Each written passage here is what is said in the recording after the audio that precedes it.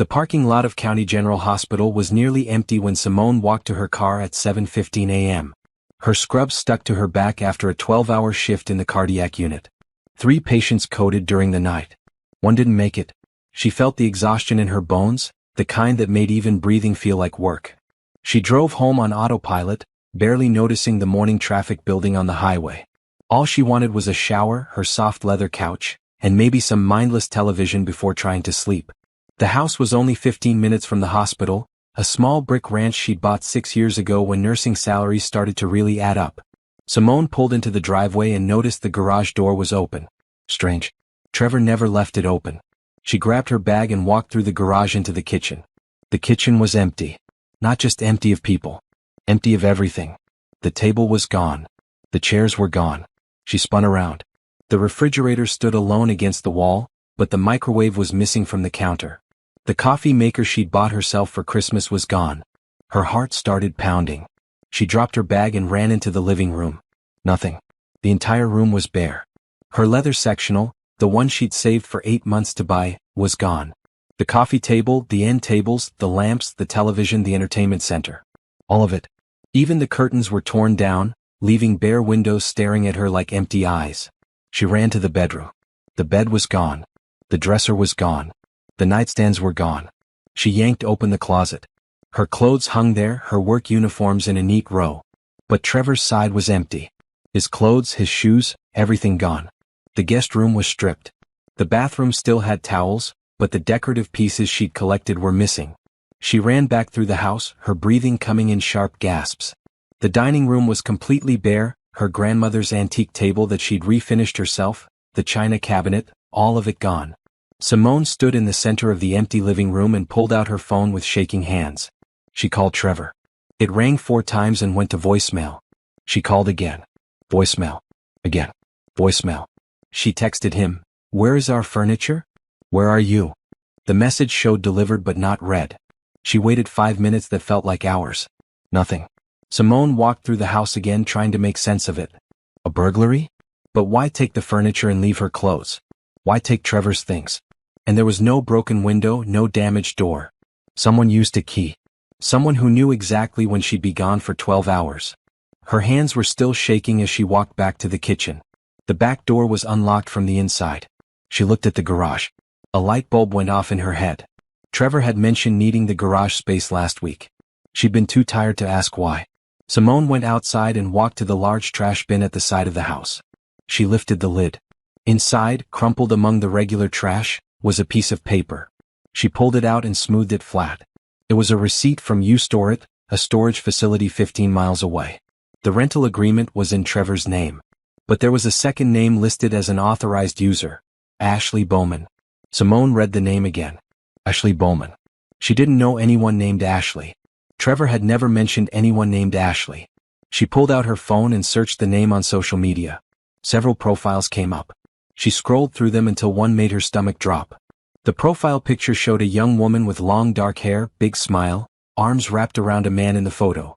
Simone clicked on the profile. The woman's status was listed as in a relationship. Her photos were mostly selfies and pictures with friends. Simone scrolled down, her heart pounding harder with each swipe. Then she saw it. A photo from 3 months ago. Ashley and a man at a restaurant, the caption reading, "Best date night ever." The man's face was turned away from the camera, but Simone recognized the blue shirt. She'd given Trevor that shirt for his birthday. She scrolled further. More photos. More evidence. Ashley at a park with someone's hand holding hers, a man's hand with a watch Simone had bought Trevor for their anniversary. Ashley at a hotel pool with a caption about weekend getaways. Ashley in a car that looked exactly like the one parked in Simone's driveway every night. Simone sat down on the curb in front of her empty house. The sun was rising higher now, bright and indifferent. Her 12-hour shift felt like a lifetime ago. The patient who died, the codes, the chaos of the hospital, all of that was real. But this, her empty house and her husband's betrayal, this felt like someone else's nightmare. She went back inside and searched every room again, looking for something, anything he might have left behind. In the master bathroom she found one thing, a small trash bag in the cabinet under the sink. She dumped it out on the bare floor. Receipts. Dozens of them. Hotel rooms. Restaurants. Flowers, but he hadn't brought her flowers in years. Movie tickets. Gas station receipts from places nowhere near his supposed work sites. All dated over the past 8 months. Simone gathered every receipt and took them to the kitchen counter. She spread them out and photographed each one with her phone. Then she went through every cabinet, every drawer, every corner of the house. She found more evidence stuffed in the garage trash. A Valentine's card addressed, "To my love, Ashley." A receipt for lingerie Simone had never seen. A printed email confirmation for a weekend trip to a beach resort. By noon she had documented everything. The empty rooms. The receipts. The social media profiles.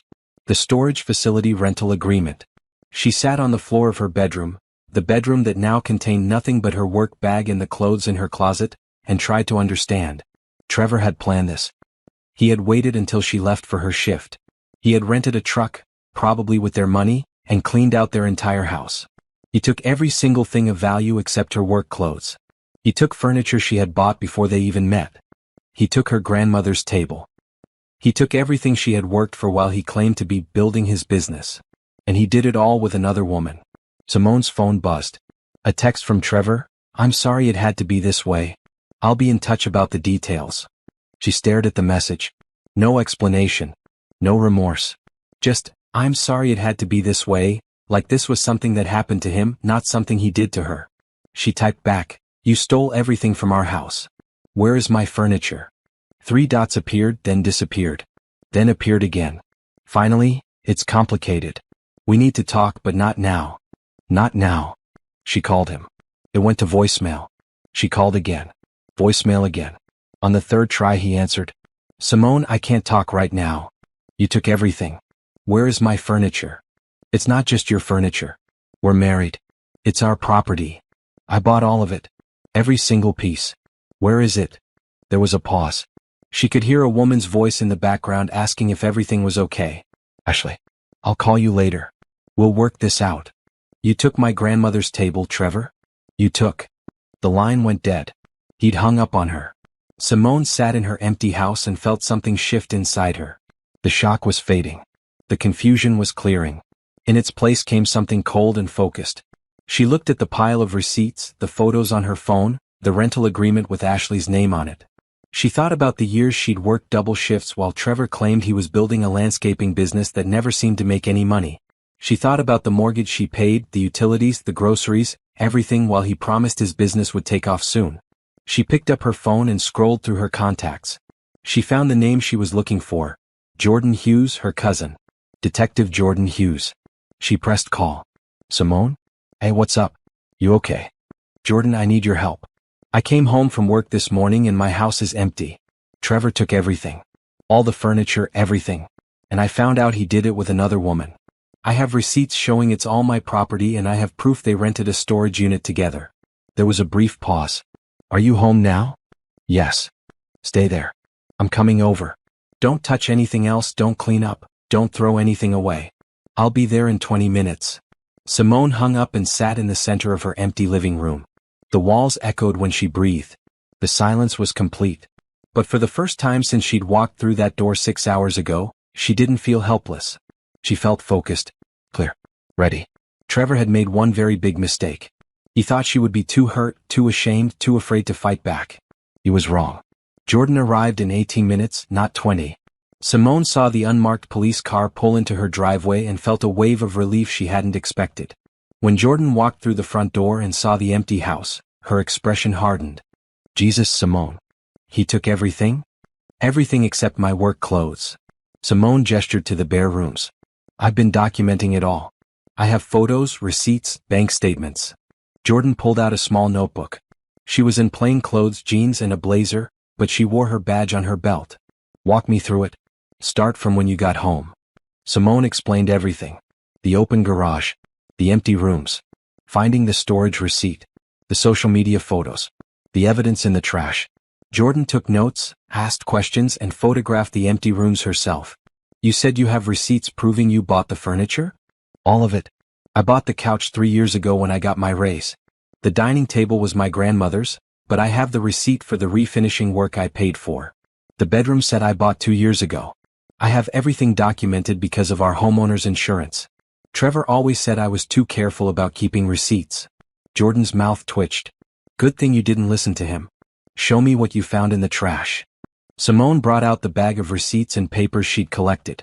Jordan put on latex gloves and went through each item, photographing everything. She lingered on the storage facility receipt. This is good. Real good. He put another woman's name on the rental agreement for your property. That's not a marital dispute, that's theft. I thought because we're married, he could claim it's joint property? Not if you bought it before the marriage or with your sole income during the marriage. Pennsylvania law is clear on that. And even if it was marital property, he can't just take it and hide it without your consent. That's theft from a spouse. Jordan looked up from her notes. Tell me about Trevor's income. What's he been contributing financially? Simone felt her face get hot. Nothing. Not for about 2 years. He kept saying his landscaping business was struggling, that he needed time to build it up. I paid the mortgage, the bills, everything. I even gave him money for business expenses that I guess were really dates with Ashley. Jordan wrote that down.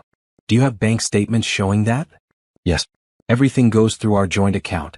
I can pull up 2 years of statements showing my deposits and his withdrawals. Do that. I need everything you can give me. Bank statements, receipts, insurance documents, photos of the furniture when it was in the house if you have them, everything. Jordan stood up and walked through the rooms again. This isn't just a bad breakup, Simone. This is a crime. He stole property that belongs to you. He did it with premeditation, he rented that storage unit in advance, he planned when to do it, he coordinated with another person. And he cleaned you out while you were working a 12-hour shift saving lives at the hospital. Something in Jordan's voice made Simone sit down on the floor. The reality of it hit her all over again. What do I do? First, you file a police report. I can't take it because I'm family, but I'll make sure it goes to someone I trust. Second, you get a lawyer. Not just any lawyer, someone who handles high-conflict divorces and knows how to coordinate with criminal proceedings. Third, you change the locks on this house today. Fourth, you document every single thing you can remember that was in this house. Criminal proceedings? Simone, he stole over $20,000 worth of property. That's grand theft. The DA is going to be very interested in this case, especially because he did it with a co-conspirator.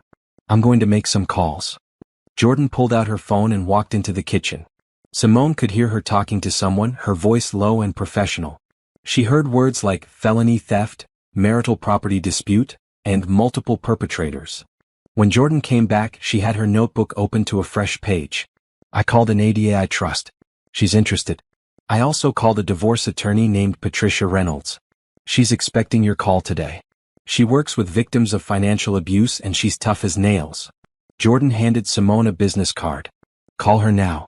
Tell her I sent you. Simone took the card with numb fingers. I can't afford a big lawyer. I just worked 12 hours and came home to nothing. Patricia works on contingency for cases like this. She'll get paid when she gets you paid. Trust me, she's going to love this case. You have documentation, evidence, witnesses, and a clean record while Trevor has nothing but theft charges coming his way. Jordan spent the next hour helping Simone create a detailed inventory of everything that had been stolen. They went room by room, with Simone describing each piece of furniture, when she bought it, how much it cost. Jordan took notes and suggested Simone look through her phone for any photos that showed the furniture in the background. People don't realize how much evidence they have in their regular photos, Jordan said. Birthday pictures, holiday photos, even selfies. Look for anything that shows the furniture. Simone scrolled through 2 years of photos. She found dozens. The couch in the background of a Christmas morning picture. The dining table visible behind her in a photo her friend took at her birthday dinner. The bedroom set in the background of a mirror selfie from 6 months ago. She sent them all to Jordan. By late afternoon they had a comprehensive list. Jordan added it up on her calculator.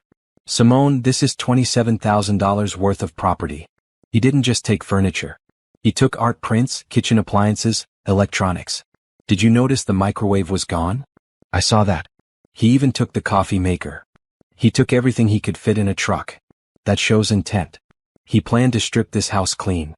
Jordan closed her notebook. I'm going to call the storage facility and see what I can find out. You call Patricia. And Simone? Don't talk to Trevor.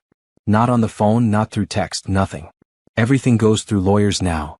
He texted me earlier. Said we need to talk but not now. Block his number. Seriously. Don't give him a chance to manipulate you or try to talk you out of pressing charges.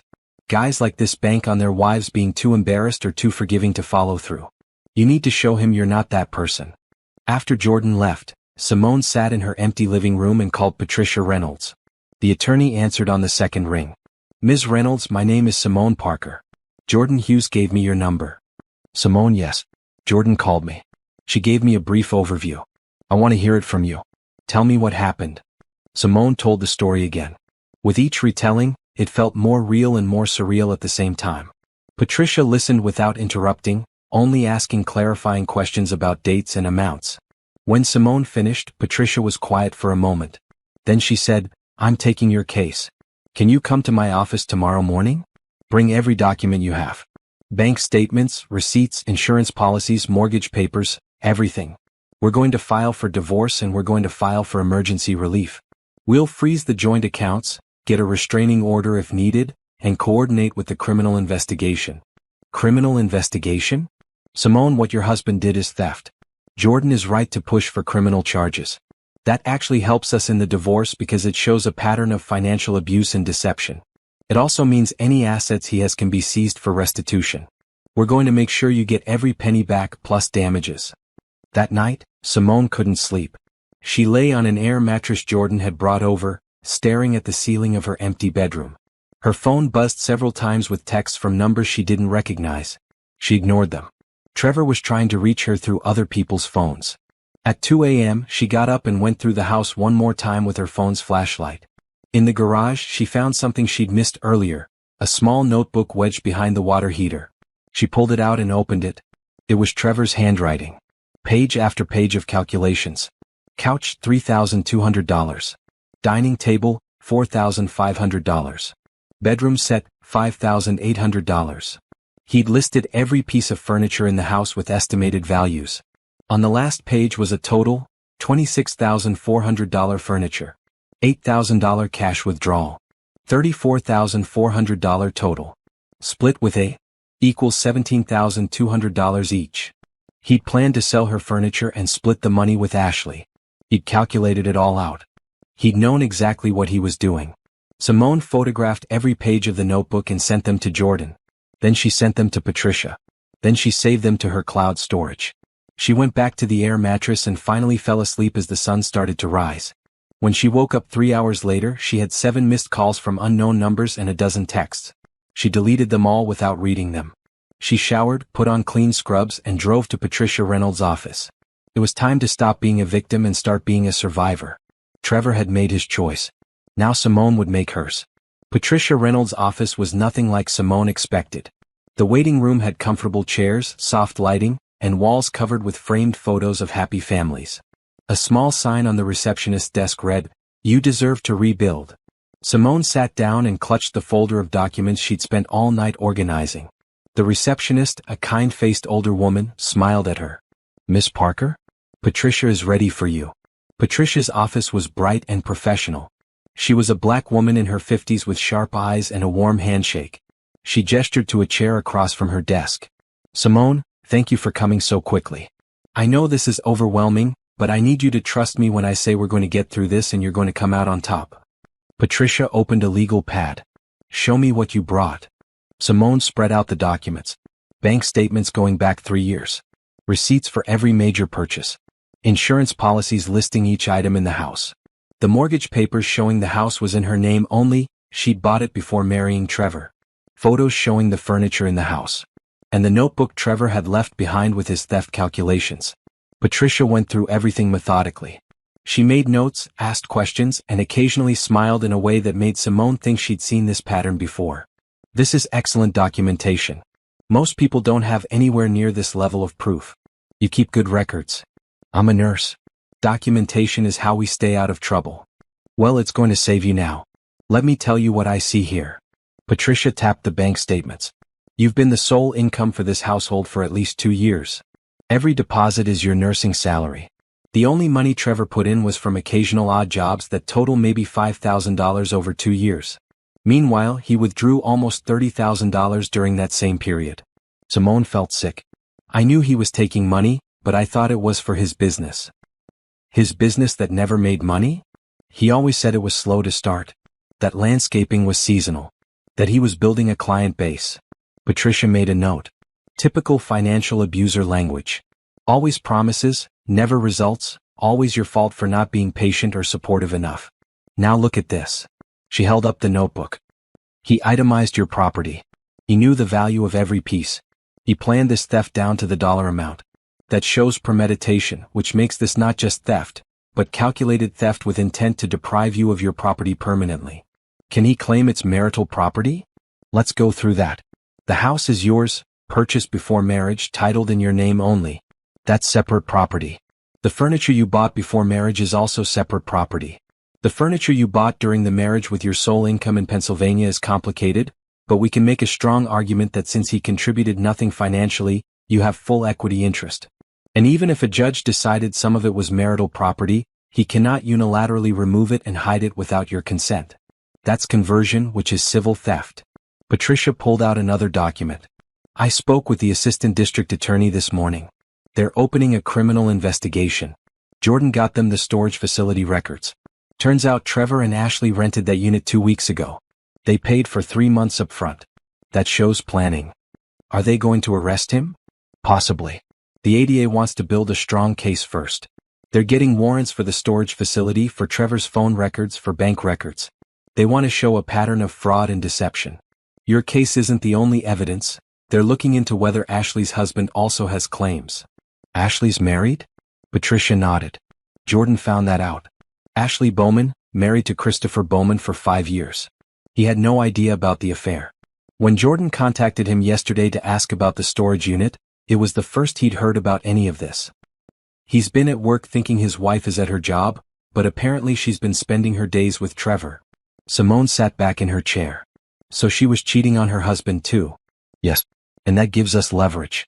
Christopher Bowman is furious. He's filing for divorce too, and he's cooperating with the criminal investigation. He confirmed that Ashley has been coming home with unexplained money and new items.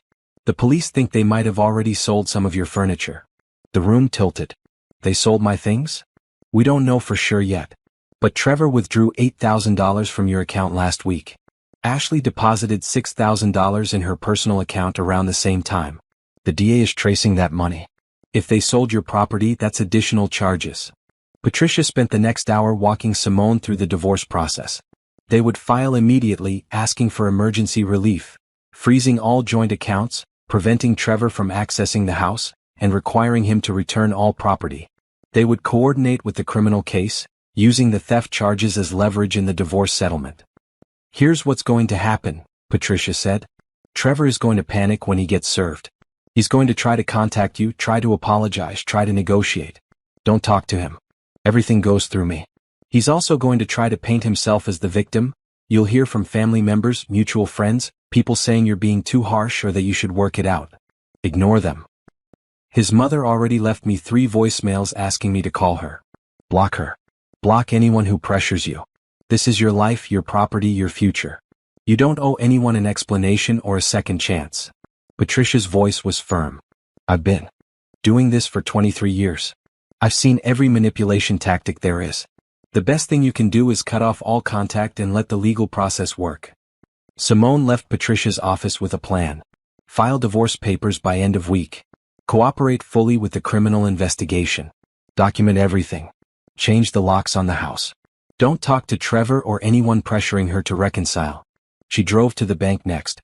The manager, a woman she'd worked with for years, looked shocked when Simone explained what happened. I need to freeze the joint account and open a new account in my name only. I need my paychecks to go to the new account immediately. The manager nodded and got to work. Within an hour, Simone had a new account and the joint account was frozen pending the divorce proceedings. She changed her direct deposit information right there in the bank. Simone, I'm so sorry this happened to you. But I have to tell you, you're handling this better than most people would. I'm a nurse. I'm trained to handle emergencies.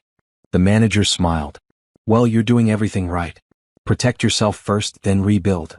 From the bank, Simone drove to a locksmith. She had every lock in the house changed. New deadbolts, new doorknobs, new garage door code. The locksmith finished in 2 hours and handed her the only copies of the new keys. I heard what happened, he said quietly. My daughter went through something similar. You did the right thing changing the locks. Don't let him back in. Simone went home to her still empty house. She sat on the air mattress and pulled out her laptop. She created a detailed spreadsheet of every piece of furniture, every appliance, every item Trevor had taken. She listed the purchase date, purchase price, and current estimated value. She attached photos to each entry. She created a second spreadsheet tracking his financial withdrawals and her deposits over the past 3 years. By midnight, she had a complete financial picture of her marriage. She had earned and deposited $312,000 over 3 years. Trevor had contributed $4,800. He had withdrawn $47,000. The math was brutal and clear. Her phone rang. Unknown number. She let it go to voicemail. 2 minutes later, another call. Another voicemail. She turned off her phone and focused on her spreadsheets. The next morning, Jordan called her from the police station. I have news. The DA is filing charges today. Grand theft, conspiracy to commit theft, and fraud. They're going to arrest Trevor and Ashley this afternoon. I wanted you to know before it happens. What do I need to do? Nothing. Just be ready for fallout. People are going to call you, ask you to drop charges, tell you you're ruining his life. Stay strong. At 4 p.m. Jordan called again. They're both in custody. Trevor tried to run when officers approached him at the storage facility. Made it worse for himself. Ashley cooperated. They're being arraigned tomorrow. Simone felt something release in her chest. Not satisfaction exactly, but vindication. He couldn't talk his way out of this. He couldn't charm or manipulate or promise to change.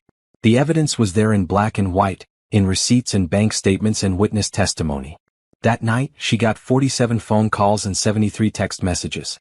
Trevor's mother, his brother, his friends, mutual acquaintances, all with the same message: this is too much. He made a mistake. You're destroying his life. Simone blocked every number. Then she called Patricia. They're calling you, Patricia said. It wasn't a question. Constantly. Good. That means they know he's in serious trouble. They're trying to pressure you to drop charges. Don't. The DA won't drop charges even if you ask. This is a criminal matter now, not just a civil issue. But they don't know that. They think you have the power to make this go away.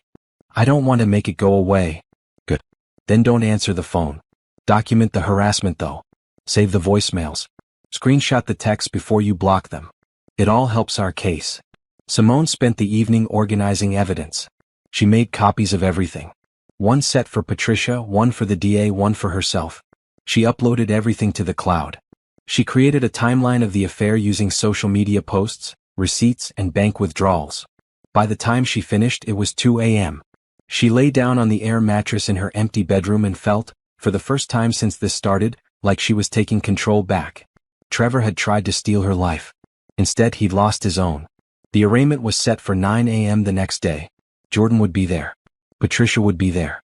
Simone decided she would be there too. She wanted to look Trevor in the eye and let him see that she wasn't broken. She wasn't ashamed. She wasn't backing down. She was fighting back. And she was going to win. The courthouse was cold. Simone sat in the back row of the courtroom gallery, Jordan beside her, watching as defendants were brought in one by one for arraignment. Patricia had advised her she didn't need to attend, but Simone insisted. She needed to see this. Trevor was brought in at 9:47 a.m.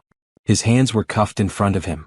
He wore the same clothes he'd been arrested in, jeans and a t-shirt, rumpled from a night in holding. His eyes scanned the courtroom and landed on Simone. She held his gaze without expression. He looked away first. Ashley came next, led by a female officer. She looked younger than Simone expected, maybe late 20s. Her mascara was smudged from crying. She didn't look at anyone, just stared at the floor. The judge reviewed the charges. Trevor Michael Parker, you are charged with grand theft, criminal conspiracy, and fraud.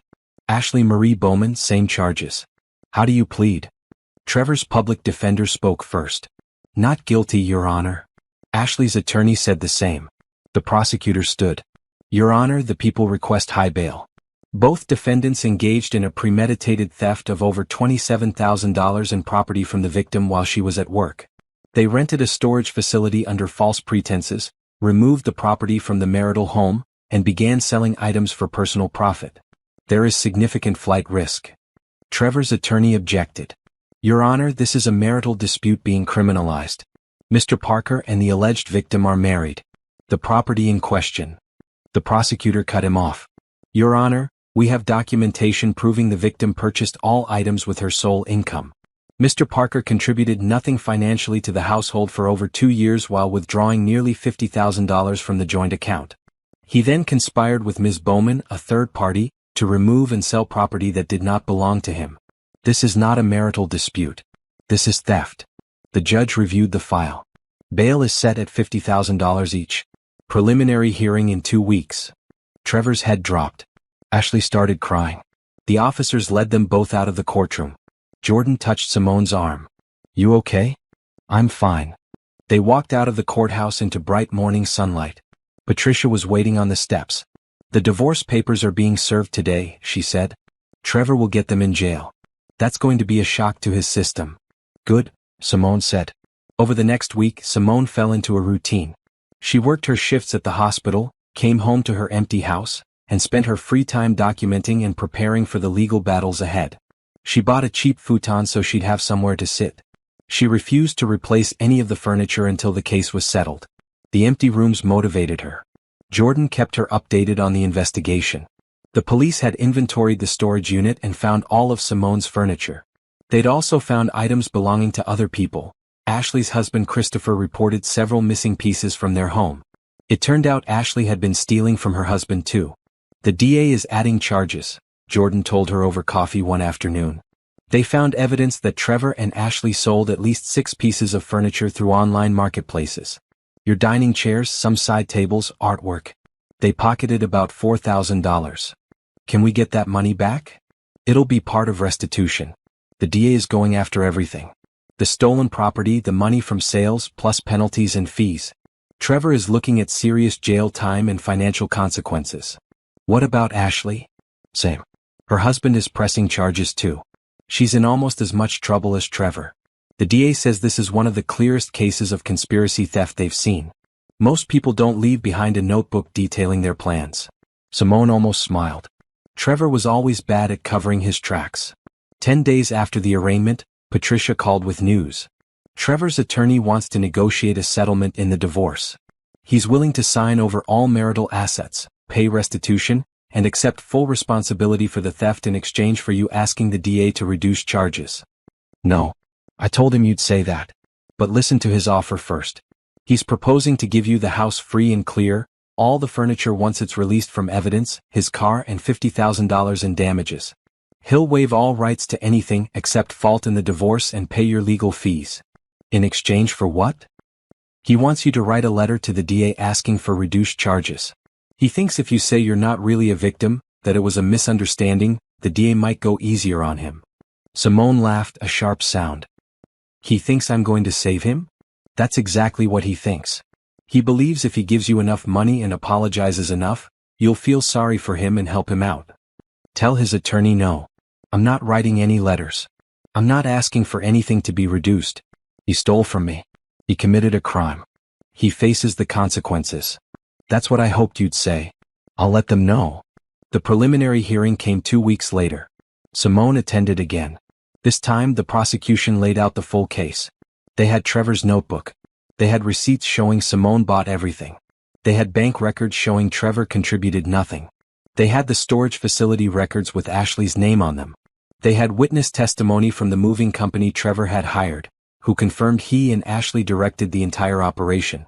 The defense tried to argue it was a marital dispute, but the judge wasn't buying it. "This is clearly theft," the judge said. The defendant removed property that belonged to the victim, conspired with a third party to hide that property, and sold portions of it for personal gain. The fact that they're married doesn't negate the criminal nature of the act. This case will proceed to trial. Trevor looked devastated. Ashley looked worse. Christopher Bowman sat in the gallery taking notes. He caught Simone's eye and nodded. They were both victims of the same 2 people.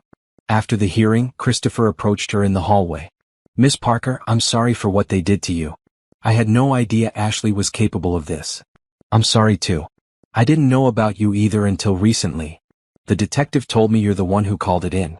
That you could have just dealt with it as a divorce but you chose to press charges. Thank you for that. It gave me the evidence I needed to protect myself too." They talked for a few minutes, 2 strangers connected by betrayal. Christopher was a software engineer, quiet and thoughtful. He'd been married to Ashley for 5 years and never suspected a thing. "I keep thinking about the signs I missed," he said. "The late nights, the unexplained purchases, the secrecy. I miss them too. I was too busy working to pay attention. My attorney says we should coordinate our divorces. Make sure they can't hide assets or play us against each other." Patricia mentioned that. "I think it's smart." They exchanged attorney information and parted ways. Simone watched him walk away and felt a strange kinship. They were both rebuilding from the same wreckage. That night, Simone got a letter delivered to her house. It was from Trevor, written from jail. She almost threw it away, but Jordan told her to open it and document it. The letter was 3 pages long. Trevor apologized. He said he made mistakes. He said he loved Ashley but realized now it was wrong. He said he was sorry for taking the furniture, sorry for lying, sorry for everything. He asked Simone to forgive him, to help him get a reduced sentence, to remember the good times they had. The last paragraph said, "You're not a bad person, Simone. I know you have a big heart. I know you believe in second chances. Please don't let them put me in prison for years over some furniture. I'll pay you back every penny. I'll make this right. Just help me one more time." Simone read it twice, then photographed it and sent it to Patricia and Jordan. Then she wrote a response. "Trevor, I received your letter. I will not be asking the DA for leniency. You didn't steal some furniture. You stole my home, my peace, my trust, and 2 years of my life that I spent supporting you while you lied to me. You made choices. Now you face the consequences. Don't contact me again." She mailed it the next day. Patricia called that afternoon. "The defense attorney is threatening to make this ugly. He says they'll claim you were emotionally abusive, that you controlled the finances, that Trevor felt trapped. They're going to try to make you look bad. Let them try. I have bank statements showing he had full access to the money. I have witnesses who'll say I worked doubles to support him while he claimed to be working. I have his own notebook showing he planned this theft. What do they have? Stories." Patricia laughed. "You're right. And the criminal case doesn't care about marital dynamics anyway. He stole property. That's the crime. Everything else is just noise." The trial was set for 6 weeks away. In the meantime, Simone focused on rebuilding. She started therapy to process the betrayal. She worked extra shifts to save money for new furniture. She wanted to buy everything herself, not wait for the legal system to give her back what was stolen. She wanted fresh starts, not reminders. She also started documenting her story. She wrote down everything that happened, every feeling, every realization. Her therapist suggested it as a healing exercise, but Simone found it helped her see patterns. Trevor had always been financially irresponsible. He'd always been charming when he wanted something. He'd always had excuses for why things didn't work out. She'd ignored red flags because she wanted to believe in him. She wouldn't make that mistake again. Jordan stopped by one evening with pizza and news. The DA offered a plea deal. 5 years in prison, full restitution, probation after release. Trevor's attorney is trying to get it down to 2 years and reduced restitution. What did the DA say? She laughed. Literally laughed. She told them this case is airtight and they're lucky she's offering any deal at all. If it goes to trial, Trevor is looking at 8 to 10 years. What about Ashley? Same deal offered to her. Her attorney is smarter though. He's advising her to take it. She has a lot less to lose than Trevor does. 3 days later, Jordan called again. Ashley took the deal. She pled guilty to all charges. She's cooperating fully with the prosecution. That means she'll testify against Trevor if this goes to trial. Why would she testify against him? Because her attorney convinced her that Trevor manipulated her into this. That he used her feelings for him to get her to help steal from you. By flipping on him, she looks like a victim too. It might reduce her sentence even more. She wasn't a victim. She knew exactly what she was doing. I know. But this is how the system works. She gives them Trevor on a silver platter, she gets a better deal. And honestly, it helps your case.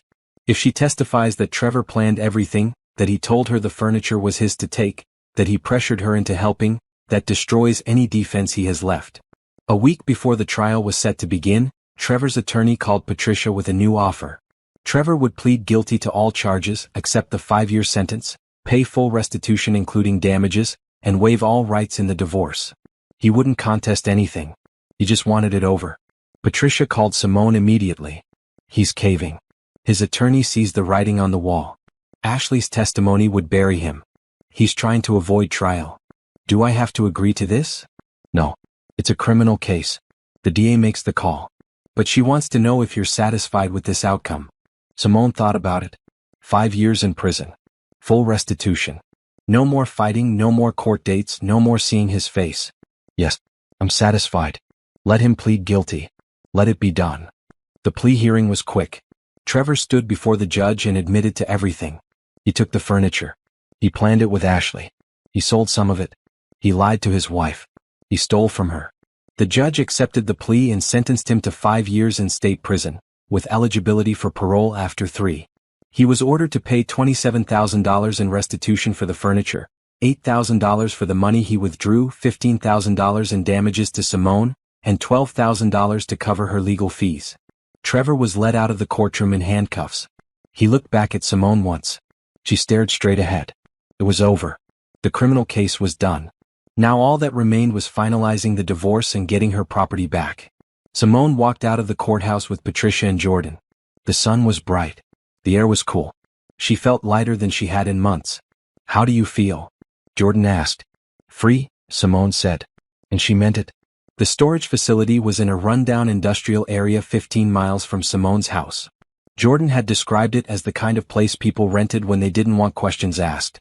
Cash payments, no ID checks, minimal security cameras. Perfect for hiding stolen property. Simone arrived at the facility at 6 a.m. on a Wednesday, 3 days after Trevor's arrest. Jordan had called her the night before to tell her the DA had secured a warrant to search and inventory the storage unit. Did she want to be there when they executed it? Yes, she absolutely wanted to be there. Now she stood in the parking lot next to Jordan's unmarked car, watching officers gather near Unit 47. There were 6 of them plus 2 detectives from the Property Crimes Division. A locksmith stood ready to cut the lock if needed. "You okay?" Jordan asked for the 3rd time.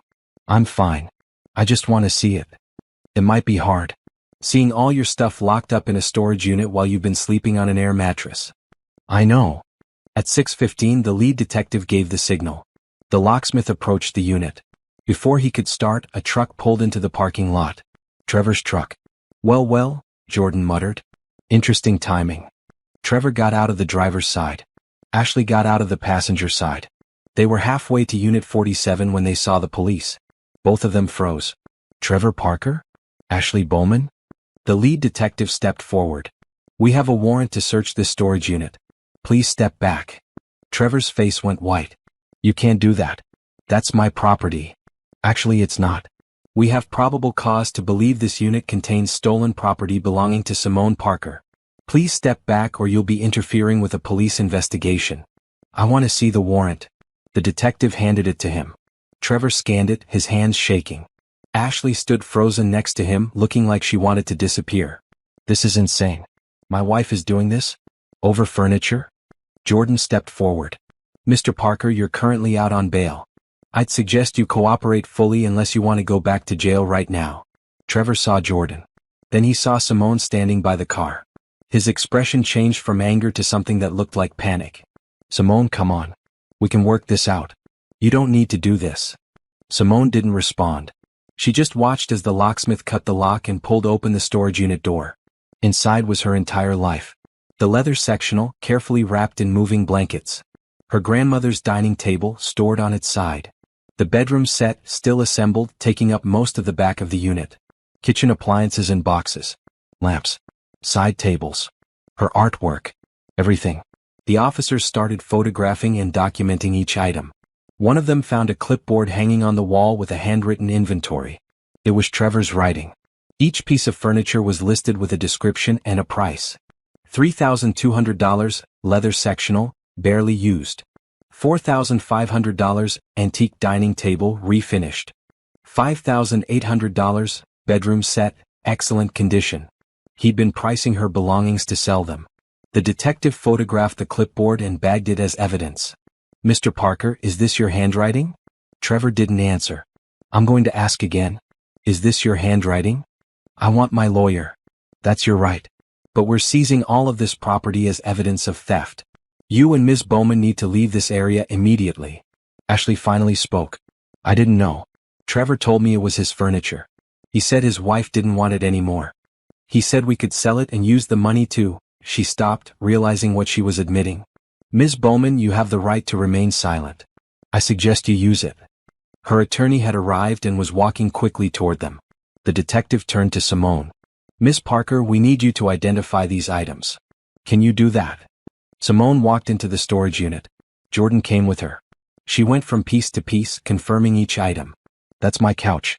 That's my grandmother's table. You can see where I had it refinished, the mark is right there. That's my bedroom set. I bought it from a furniture store in Philadelphia 2 years ago. Those are my lamps, my side tables, my kitchen mixer, my coffee maker. With each identification, an officer marked the item on an evidence log. The detective took notes. After 90 minutes, they had cataloged everything in the unit. $27,000 worth of property. All of it belonging to Simone. None of it purchased or owned by Trevor. We're going to need to hold this as evidence until the trial, the detective told Simone. But you'll get it all back. Every piece. What about the items they already sold? The detective looked at his notes. We have evidence they sold 6 pieces through online marketplaces. We're tracking down the buyers and we'll try to recover the items. If we can't, they'll owe you the value in restitution. Trevor and Ashley had been moved to the edge of the parking lot, speaking with their attorneys. Simone could see Ashley crying. Trevor looked angry, his jaw clenched, his arms crossed. As the officers started loading items into an evidence truck, Trevor broke away from his attorney and walked toward Simone. This is really what you want? To destroy my life over some furniture? Jordan stepped between them. Mr. Parker, back up. Now. I'm just trying to talk to my wife. You stole from her. You don't get to talk to her. Trevor looked past Jordan at Simone. I made a mistake. I'm sorry. But you're taking this too far. Criminal charges? Really? We're married. We can work this out. Simone finally spoke. You and Ashley cleaned out my house while I was at the hospital saving lives. You took my grandmother's table. You took everything I worked for and tried to sell it. You lied to me for months. You stole from me. This isn't about furniture, Trevor. This is about you showing me exactly who you are. And I believe you. I can change. I can make this right. You had 8 years to be a good husband. You chose to be a thief instead. That's on you. One of the detectives approached. Mr. Parker, you need to leave now. This is your last warning. Trevor stared at Simone for a long moment. Then he turned and walked back to his truck. Ashley followed him, still crying. They drove away without looking back. Jordan touched Simone's shoulder. You handled that perfectly. I meant every word. The evidence collection took until mid-afternoon. Simone watched as each piece of her furniture was loaded into trucks and driven to a secure evidence facility. She took photos of everything, documenting the condition of each item. Some pieces had small scratches from the move. Her grandmother's table had a chip in the corner that hadn't been there before. That's additional damage, Jordan said. Document it. It adds to the restitution he'll owe. By 3 p.m. the storage unit was empty. The detective handed Simone a receipt for the seized property. We'll hold this until the case is resolved. Your attorney can petition for early release if you need the furniture before trial, but usually we keep it as evidence to prevent any disputes about what was taken. I understand. Thank you for doing this. Thank you for reporting it. A lot of people don't. They're too embarrassed or they think it's just a relationship problem. But theft is theft, no matter who does it. Simone drove home in the late afternoon sun. Her house was still empty, but somehow it felt different now. She knew exactly where her furniture was. She knew it would come back to her. She knew Trevor couldn't touch it anymore. That evening, Patricia called. I heard about the raid. Jordan said it went well. They found everything. Plus evidence that Trevor was pricing it to sell. Perfect. That's premeditation right there. His attorney is going to have a hard time claiming this was just a marital dispute when there's a price list in Trevor's handwriting. Patricia paused. I also got a call from Ashley's attorney. She wants to make a deal. What kind of deal? She'll testify against Trevor in the criminal case in exchange for a reduced sentence. She's willing to admit that Trevor planned the whole thing, that he told her the furniture was his, that he pressured her to help. Is that true? Who knows? But it helps your case either way. If she testifies, Trevor is finished. His only defense is that it was a misunderstanding, but if his own co-conspirator says it was planned theft, that defense falls apart. What does the DA say? She's considering it. Ashley's attorney is smart. He knows his client is facing serious time and he's trying to minimize it. The DA might give Ashley a better deal in exchange for her testimony. That night, Simone couldn't sleep. She kept thinking about the storage unit, about seeing all her furniture locked away. She thought about Trevor's face when the police showed up. The panic, then the anger, then the attempt to manipulate her one more time. She thought about Ashley crying. Part of her felt sorry for the woman. She was young, probably believed Trevor's lies, probably thought she was in love. But then Simone remembered that Ashley had helped clean out her house. Ashley had helped price her belongings. Ashley had taken money from selling her grandmother's table. No. Ashley wasn't a victim. She was a willing participant. They both were. Around midnight, Simone got a text from an unknown number. Please drop the charges. He's learned his lesson. You're destroying our family. It was Trevor's mother. Simone blocked the number. 5 minutes later, another text from a different number. How can you do this to him? He's the father of your future children. He's your husband. Trevor's brother. Blocked. Then his sister. Then his best friend. Then people she didn't even recognize. All with the same message. She was going too far, she was being vindictive, she was ruining his life over a mistake. After blocking the 15th number, Simone called Jordan. They're harassing me. Trevor's whole family and half the people he knows. Screenshot everything before you block them. That's witness intimidation. I'll pass it to the DA. It'll make things worse for Trevor if they find out he's coordinating a harassment campaign from jail. You think he's behind it? Absolutely. He's probably telling everyone that you're being unreasonable, that he made a small mistake, that you're overreacting. Classic abuser playbook. Make himself the victim, make you the villain. Simone spent the next hour screenshotting messages and blocking numbers. By 2 a.m. her phone was finally quiet. She lay on her air mattress and stared at the ceiling. This was going to get worse before it got better. Trevor wasn't going to go quietly. He was going to fight, manipulate, lie, and try to make her feel guilty. His family would pressure her. People who didn't know the whole story would judge her. But she had the truth. She had the evidence. She had the law on her side. And she wasn't backing down. The preliminary hearing was set for 9 a.m. on a Thursday. Simone sat in the courtroom gallery next to Jordan, watching as Trevor was led in wearing an orange jumpsuit. His hands were cuffed. He looked thinner than he had at the storage facility raid, with dark circles under his eyes. Ashley was brought in separately, dressed in her own orange jumpsuit. She sat on the opposite side of the courtroom from Trevor and didn't look at him once. The prosecutor, Assistant District Attorney Monica Chin, stood and addressed the judge. Your Honor, the people are ready to present evidence showing that the defendants engaged in a coordinated scheme to steal property valued at over $27,000 from the victim, Simone Parker. Trevor's attorney stood. Your Honor, this is a gross overreach of prosecutorial discretion. This is a civil matter between spouses being criminalized. The judge looked unimpressed. Counselor, your client removed property from the marital home without consent, hid it in a storage facility under a false name, and attempted to sell it for personal gain. That's theft. Civil or criminal isn't determined by marital status. Present your evidence, Ms. Chin. The prosecutor called her first witness, Officer David Martinez from the Property Crimes Division. He described the raid on the storage unit, the inventory of property, and Trevor's price list. In your professional opinion, Officer Martinez, was this a case of theft? Absolutely. The defendant had created a detailed inventory with prices, clearly intending to sell property that didn't belong to him. He'd even sold some items before we executed the warrant. And what items were sold? 6 pieces of furniture worth approximately $4,000 total. We traced the sales through online marketplace records. The defendant and Ms. Bowman split the money. Trevor's attorney cross-examined, trying to establish that the property was marital and therefore Trevor had a right to it. Officer Martinez remained calm. Sir, according to the purchase receipts and bank records, Ms. Parker bought every piece of furniture with her own income. Mr. Parker contributed no money to any of these purchases. Even if they were marital property, removing it without consent and attempting to sell it for personal gain is still theft. The next witness was the storage facility manager, who confirmed that Trevor had rented the unit under a false name and paid in cash.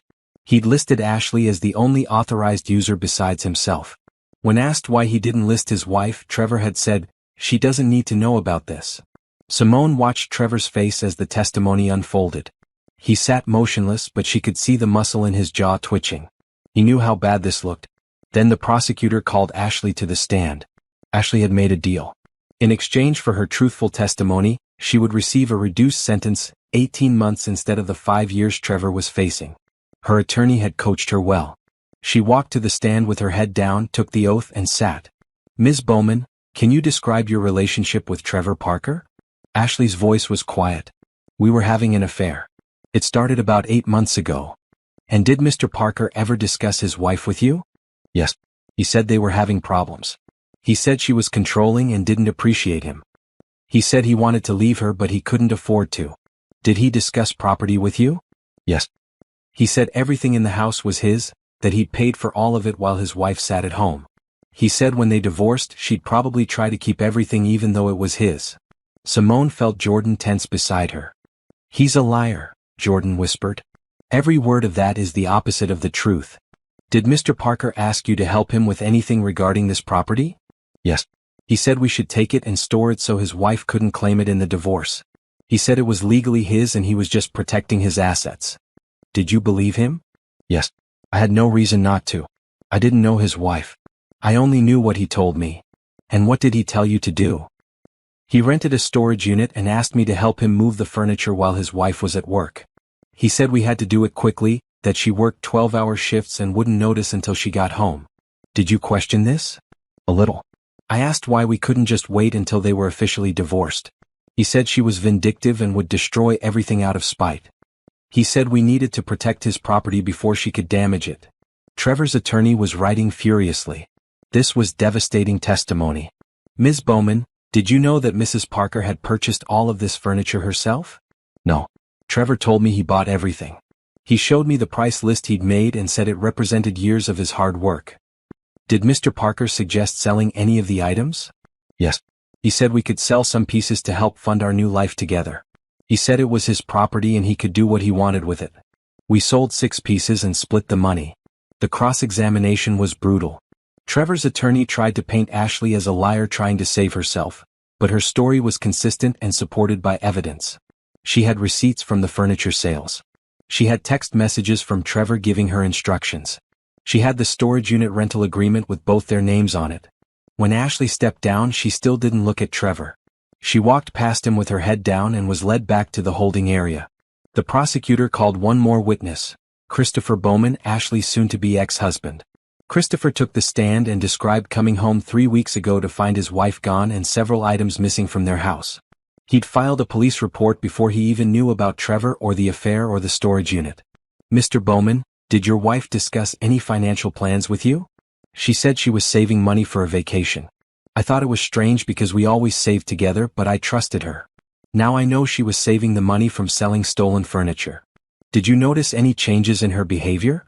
She was gone more often. She said she was working extra hours.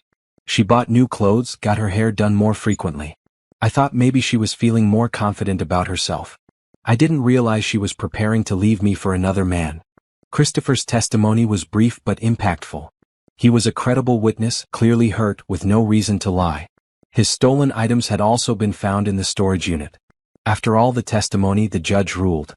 Based on the evidence presented, I find probable cause that the defendants committed theft, conspiracy, and fraud. This case will proceed to trial. Bail is revoked. Both defendants will be held pending trial. Trevor's face went pale. His attorney stood to object, but the judge cut him off. Counselor, your client has demonstrated a willingness to steal and hide property. He's shown deception and planning. He's a flight risk. Bail is revoked. Trevor was led out of the courtroom. This time he looked directly at Simone. His expression was no longer angry. It was desperate. Outside the courthouse, Patricia was waiting.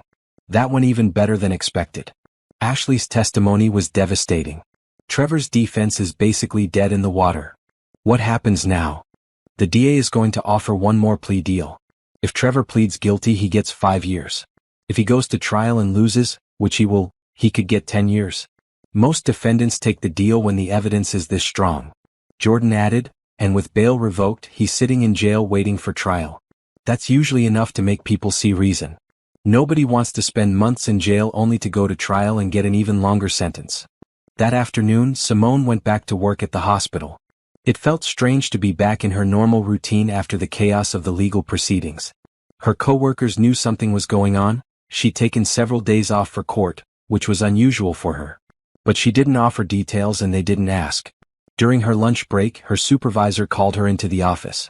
Simone, I heard what's been happening. I won't pry into the details, but I want you to know that if you need time off or if you need to adjust your schedule for court dates, we'll work with you. Thank you. I appreciate that. You're one of our best nurses.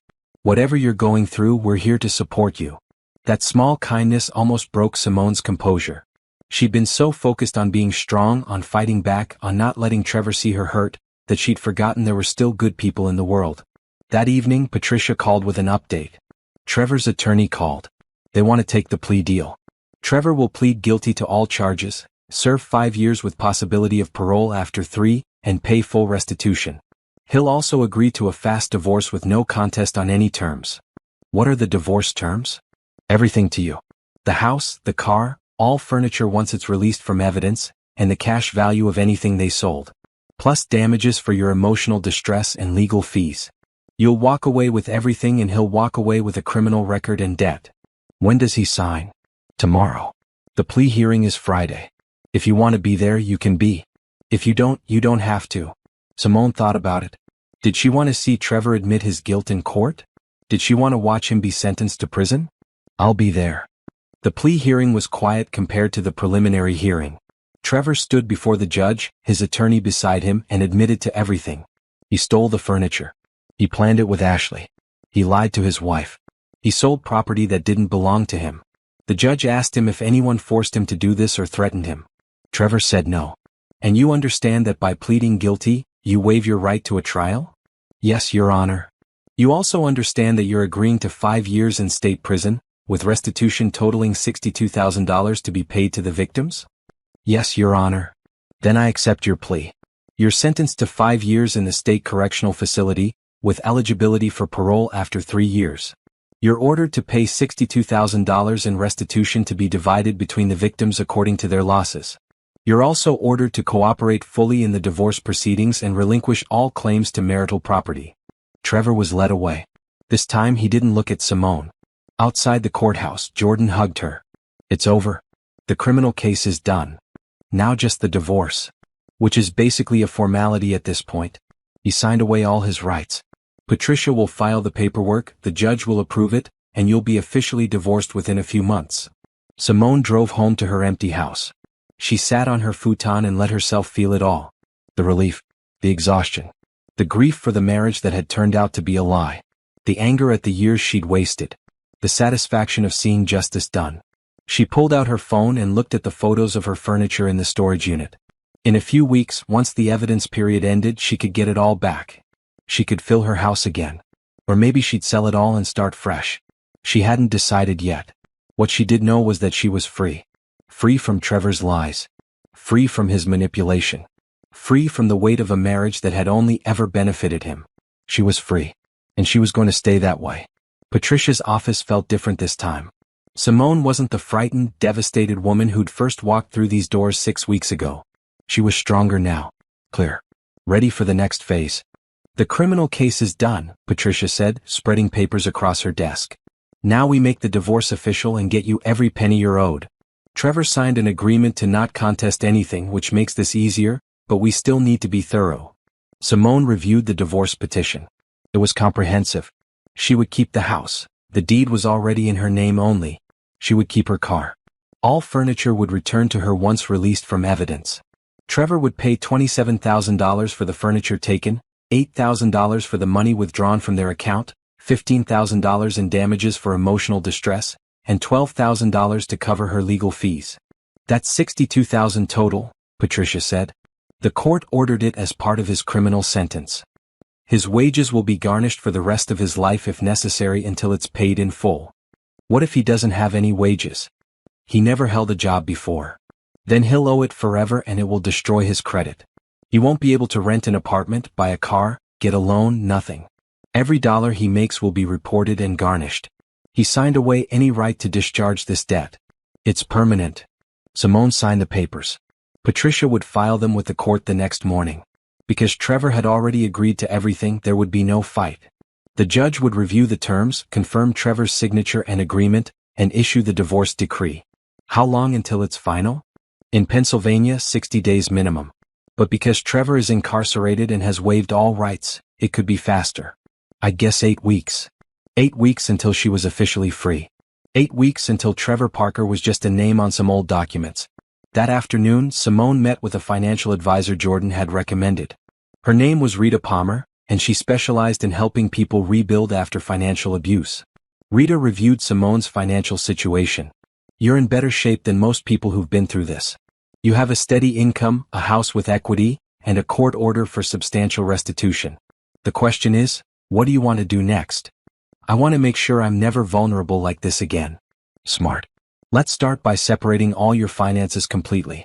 Close the joint account as soon as the divorce is final. Open new accounts at a different bank. Change all your passwords. Lock down your credit so no one can open accounts in your name. Rita walked her through each step. By the end of the meeting, Simone had a plan. Close the joint account. Open a new checking and savings account. Set up automatic savings transfers.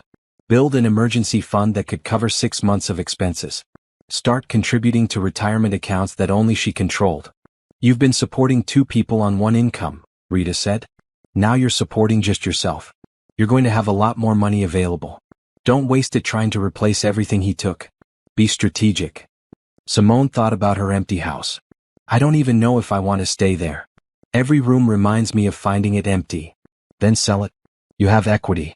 Buy something new, somewhere that feels like yours and only yours. Fresh start, fresh space. That night, Simone walked through her house with new eyes. The living room where she'd stood in shock. The bedroom where only her clothes remained. The kitchen that had been stripped bare. Rita was right, this house was full of ghosts. She called a realtor the next morning. The realtor, a woman named Bethany, came to see the house that afternoon. She walked through the empty rooms and listened to Simone's story without judgment. I see this more than you'd think, Bethany said. Divorces that leave houses feeling wrong. The good news is your house is in excellent shape. Good neighborhood, well-maintained, solid structure. Even empty, I can see the potential. We can stage it with rental furniture for showings and have it listed in 2 weeks. How fast could it sell? In this market? 4 to 6 weeks if we price it right. You'll walk away with about $90,000 after paying off the mortgage and closing costs. That's a solid down payment on something new. Simone signed the listing agreement. She'd bought this house as a single woman 6 years ago before Trevor. She'd sell it as a single woman again moving forward. The divorce proceedings moved quickly. Trevor signed every document his attorney put in front of him. He didn't ask for anything, didn't contest anything, didn't try to negotiate. He just signed. He's trying to minimize his time in prison, Patricia explained. His attorney probably told him that cooperating fully in the divorce looks good for parole hearings. If he fights you, he looks vindictive. If he cooperates, he looks remorseful. I don't care what he looks like as long as I get what I'm owed. You will. The judge reviewed everything yesterday. He's impressed with how thoroughly you documented everything. He said it's rare to see a case this clear-cut. 3 weeks after the plea hearing, the furniture was released from evidence. Simone arranged for a moving company to deliver it all back to her house. She stood in the driveway as the truck arrived, watching piece by piece return. The couch looked the same. The dining table had that chip in the corner from the rough handling. The bedroom set was intact.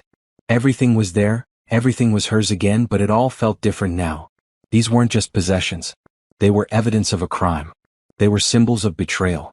Jordan helped her arrange everything back in the house. How does it feel to have your stuff back? Strange. I thought I'd feel relieved, but I just feel tired. That's normal. You've been in fight mode for weeks. Now that the immediate crisis is over, your body is catching up. Jordan arranged a lamp on the end table. What are you going to do with all this? Keep it? Sell it? Sell most of it. I want fresh starts all around. Over the next week, Simone sold piece after piece of furniture. She kept only a few items, her grandmother's table, despite the chip, because it was family history. A reading chair she'd always loved. The bed frame because it was comfortable. Everything else she sold or donated. The house was showing well. Bethany called with updates several times a week. Multiple offers. Bidding war. Above asking price. Within 5 weeks of listing, Simone had accepted an offer for $15,000 over her asking price. The divorce was finalized on a Wednesday morning in a courtroom with just Simone, Patricia, and a judge. Trevor appeared via video from prison. He looked worse than he had at the plea hearing, thinner, exhausted, defeated. The judge reviewed the terms. Mr. Parker, you understand that you're relinquishing all claims to the marital home, the vehicle, the furniture, and any other shared assets? Yes, Your Honor. And you understand that you're obligated to pay $62,000 in restitution to Ms. Parker? Yes, Your Honor. And you agree to these terms freely without coercion? Yes, Your Honor. The judge signed the decree. The marriage between Simone Parker and Trevor Michael Parker is hereby dissolved. All terms outlined in the settlement agreement are enforceable by law. This court is adjourned. Just like that, it was over. 8 years of marriage ended in a 10-minute hearing. Simone walked out of the courthouse and into bright October sunshine. The leaves were changing colors. The air was crisp. She felt like she could breathe for the first time in months. Patricia walked her to her car. How are you feeling? Free. Tired. Relieved. All of it. You handled this better than anyone I've ever worked with. You documented everything, stayed calm, made smart decisions. You should be proud of yourself. I just did what needed to be done. That's exactly what I mean. A lot of people fall apart. You didn't. You fought back intelligently and you won. That evening, Simone sat in her half-empty house for the last time. The closing on the sale was tomorrow. She'd already found a condo she loved, a modern 2-bedroom with huge windows and a view of the city skyline. It was bright and clean and hers. No memories of Trevor. No ghosts of betrayal. She thought about the woman she'd been 8 weeks ago, walking into this house after a 12-hour shift and finding it empty. That woman had been devastated. Confused. Heartbroken. The woman sitting here now was different. Stronger. Clear. She knew what she deserved now. She knew what she wouldn't tolerate. She knew her worth. Her phone buzzed. A text from an unknown number. She almost ignored it, but something made her check. It was from Ashley's ex-husband, Christopher. Hey, I heard your divorce was finalized. Mine too. Wanted to say congratulations on getting through it. If you ever want to grab coffee and commiserate about our shared nightmare, let me know. Simone smiled. She texted back, coffee sounds good. I know a place that makes excellent lattes. She wasn't looking for romance. She wasn't looking for anything except peace and rebuilding. But it was nice to know someone else who understood what she'd been through. Someone who knew the specific pain of betrayal and the specific strength it took to fight back. Tomorrow she'd close on the house. Next week she'd move into the condo. In 3 months, the first garnishment from Trevor's prison wages would hit her bank account. Not much, maybe $100 a month, but it was the principle. He would pay. He would keep paying. Every month for years, he would be reminded that stealing from her had consequences. And she would move forward. Build her new life. Fill her new home with things she chose. Maybe eventually open her heart again, or maybe not. That wasn't the point. The point was that she was free. And she intended to stay that way. The courtroom was smaller than Simone expected. She sat in the front row of the gallery, directly behind the prosecutor's table. Jordan sat beside her, wearing her detective's badge and a serious expression. This was it, the final piece of the legal puzzle. Trevor's criminal trial. Even though Trevor had pleaded guilty weeks ago, Ashley had insisted on going to trial. Her attorney believed they could win, that they could paint her as a victim of Trevor's manipulation. The DA had offered her the same deal as Trevor, 18 months and full cooperation, but Ashley's attorney thought they could do better. It was a mistake. The jury had been selected yesterday. 12 people who would hear the evidence and decide Ashley's fate. The DA was prosecuting the case herself, which told Simone how seriously they were taking this. All rise, the bailiff called. Judge Martinez entered and took the bench. She was a stern-looking woman in her 60s with sharp eyes and no nonsense in her expression. The DA stood and gave her opening statement. Ladies and gentlemen of the jury, the evidence will show that Ashley Bowman knowingly and willfully participated in a scheme to steal over $27,000 worth of property from Simone Parker. She wasn't tricked. She wasn't manipulated. She was a willing participant who helped clean out Ms. Parker's home, hide the stolen property, and sell it for personal profit. Ashley's attorney stood for his opening. My client is a victim here too. She was lied to by Trevor Parker, told that the property belonged to him, and believed she was helping a man in a difficult situation. She had no reason to know that Trevor was lying about ownership. She trusted him and she was betrayed just like Miss Parker was. The first witness was Simone. She took the stand, placed her hand on the Bible, and swore to tell the truth. The DA led her through the story. Coming home to find the house empty. Finding the storage unit receipt. Discovering the affair. Calling Jordan. Making the decision to file charges. Miss Parker, when you came home and found your house empty, what did you think? At first I thought it was a burglary. Then I realized Trevor's things were gone too and nothing was broken. Someone with a key did this.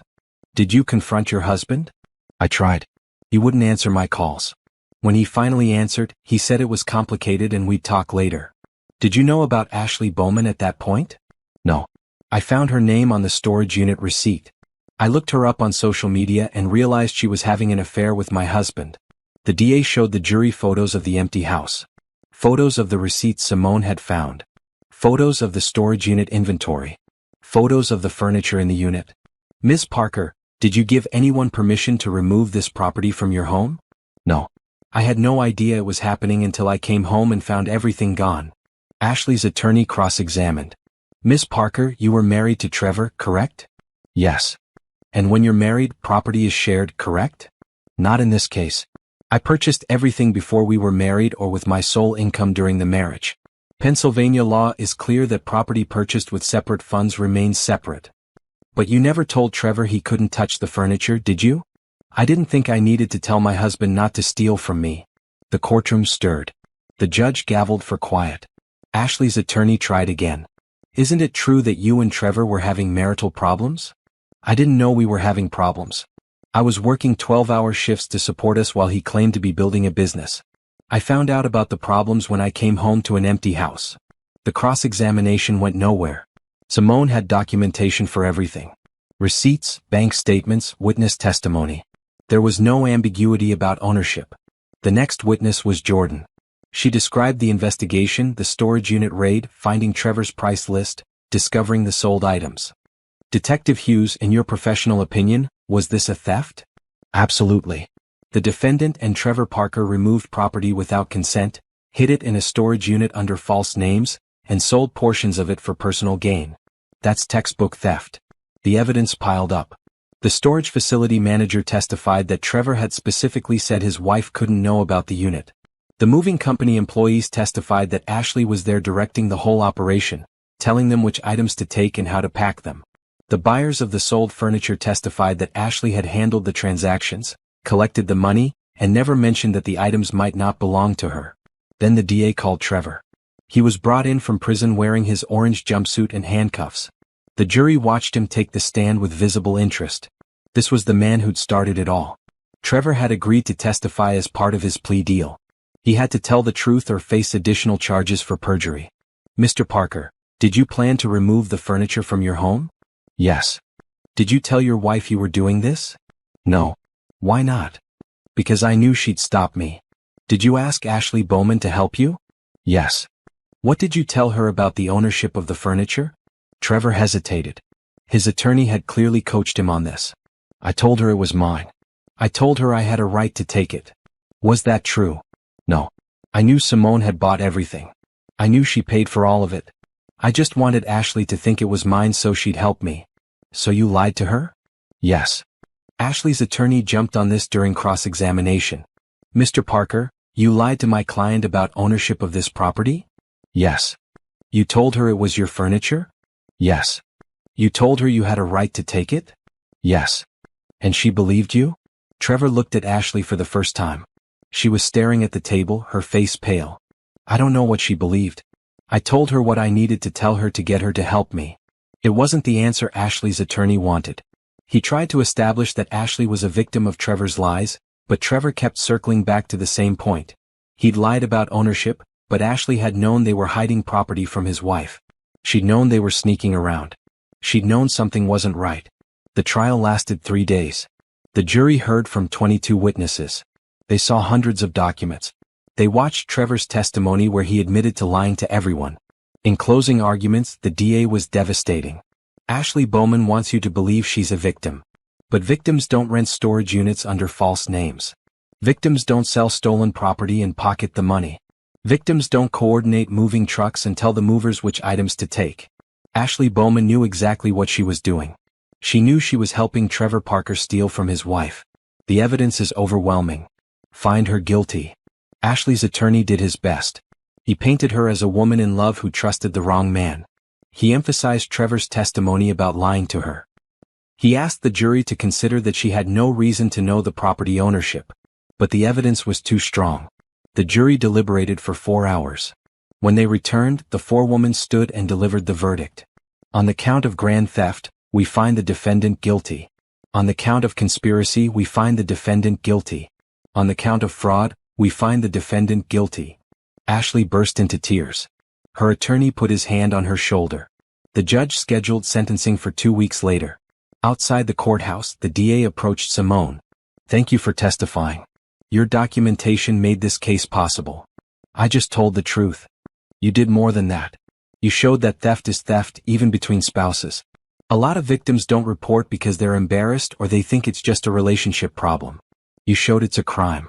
You might have helped other people by doing that." 2 weeks later, Simone returned to the courthouse for Ashley's sentencing. Christopher Bowman was there too, sitting a few rows back. They acknowledged each other with a nod. The judge reviewed Ashley's case. "Ms. Bowman, you participated in a calculated theft. You helped remove property that didn't belong to you. You sold stolen items and kept the money. You showed no remorse until you were caught. I sentence you to 18 months in state prison, with restitution of $15,000 to Ms. Parker and $7,000 to Mr. Bowman for the items taken from his home." Ashley was led away crying. Simone felt no satisfaction, just a sense of completion. This chapter was finally closed. In the hallway, Christopher approached her. "Can I buy you that coffee now? I think we've both earned it." They went to a cafe near the courthouse. Christopher ordered black coffee. Simone got a latte. "How are you doing?" he asked. "Better than I was 3 months ago. The divorce is final. I sold my house. I'm moving into a new condo next week. I feel like I'm finally breathing again." "I know what you mean. I filed for divorce the day after Ashley was arrested. It was final last week. I sold our house too. Too many memories." They talked for an hour about the shared nightmare they'd survived. The betrayal, the shock, the decision to press charges, the judgment from people who thought they should forgive and forget. "My family told me I was being too harsh," Christopher said. "They said Ashley made a mistake and I should work it out. Like she accidentally tripped and fell into an affair while stealing my furniture." Simone laughed despite herself. "Trevor's mother told me I was ruining his life. I told her he did that himself when he decided to steal from me. Do you ever wonder if you did the right thing? Pressing charges? No. Not even once. What they did was a crime. They made choices. They faced consequences. That's how the world should work." "I agree. I just wish more people understood that." They exchanged phone numbers before leaving. Not for romance, neither of them was ready for that, but for support. For understanding. For the occasional coffee with someone who got it. Simone drove to her new condo after the coffee. It was bright and modern with huge windows overlooking the city. Her furniture was being delivered tomorrow, new furniture, chosen by her, paid for with money from selling the old stuff. Fresh starts all around. She stood at the window and watched the city lights come on as evening fell. Trevor was in prison. Ashley was in prison. The divorce was final. The house was sold. The restitution would keep coming for years. She was free. Truly, completely free. And she'd never felt stronger in her life. The first restitution check arrived on a Tuesday afternoon. Simone opened the envelope and found a money order for $127.43. It was garnished from Trevor's prison wages. He worked in the laundry facility making pennies per hour. She deposited it without ceremony. It would take years at this rate to reach the full $62,000 he owed her. But that wasn't the point. The point was that every single month Trevor would be reminded of what he'd done. Every paycheck he ever earned would have a chunk taken out. Every tax return would be seized. Every windfall, every inheritance, every dollar that came his way would be reduced by the debt he owed her. It was a permanent consequence for a permanent betrayal.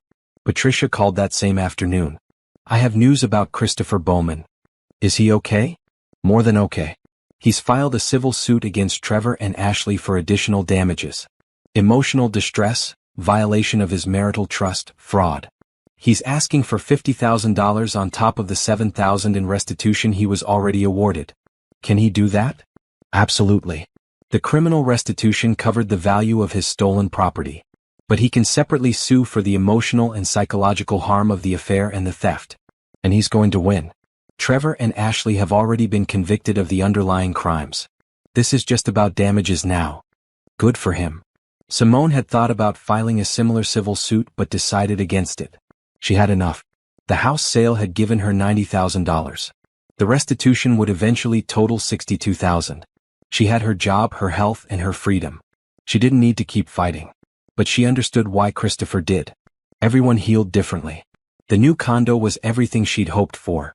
She furnished it carefully, thoughtfully. A comfortable couch in soft gray. A dining table with clean lines. A bedroom set in warm wood tones. Everything was hers. Everything was new. Everything felt right. She kept only one item from her old life, her grandmother's dining table. She had it professionally refinished to remove the chip Trevor's carelessness had caused. It sat in her dining area now, polished and beautiful, a reminder that something survived damage and came back stronger.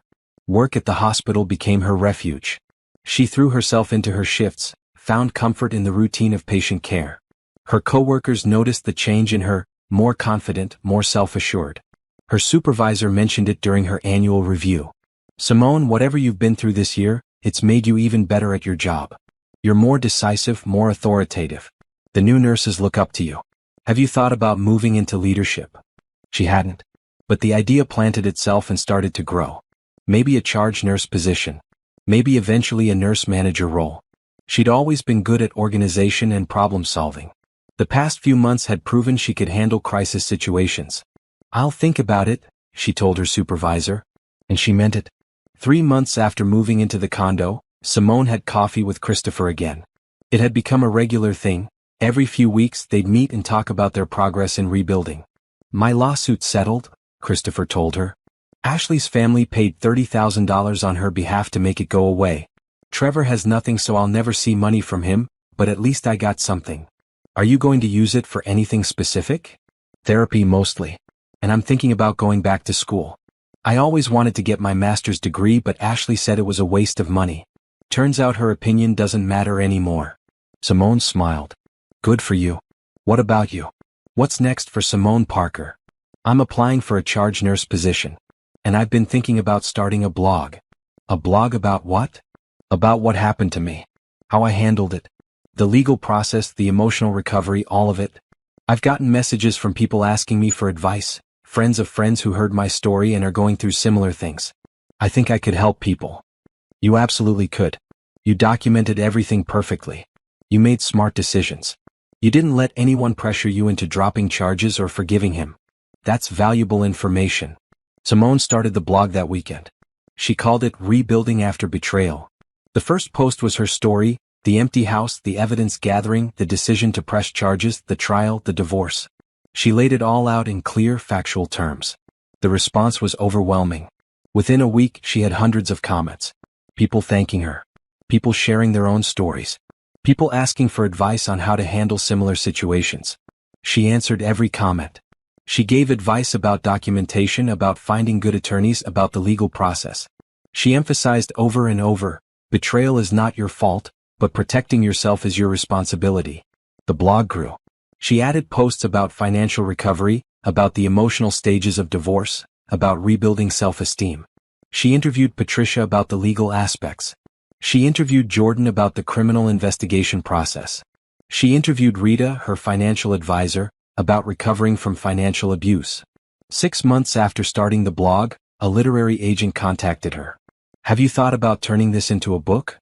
Your story is compelling and your advice is practical. I think publishers would be interested." Simone hadn't thought about a book. But the more she considered it, the more it made sense. She had the platform, the story, and the expertise. She could help even more people with a book than with just a blog. She signed with the agent. Over the next year, she wrote the book during her days off from the hospital. She detailed every step of her journey. She included templates for documentation, checklists for divorce proceedings, resources for victims of financial abuse.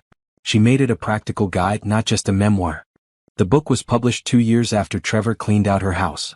It was called The Empty House: How I Fought Back Against Betrayal and Won. The cover showed a bright, modern living room, her new condo, full of light and life. The book launch was at a local bookstore. Jordan came. Patricia came. Christopher came.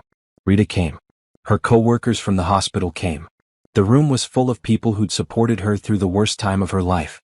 Simone stood at the podium and looked out at the crowd. 2 years ago, I came home to an empty house. My husband and his mistress had stolen everything I owned while I was at work saving lives at the hospital. I had a choice in that moment. I could fall apart or I could fight back. I chose to fight back. Not with anger or revenge, but with documentation, legal action, and strategic thinking. This book is the result of that choice.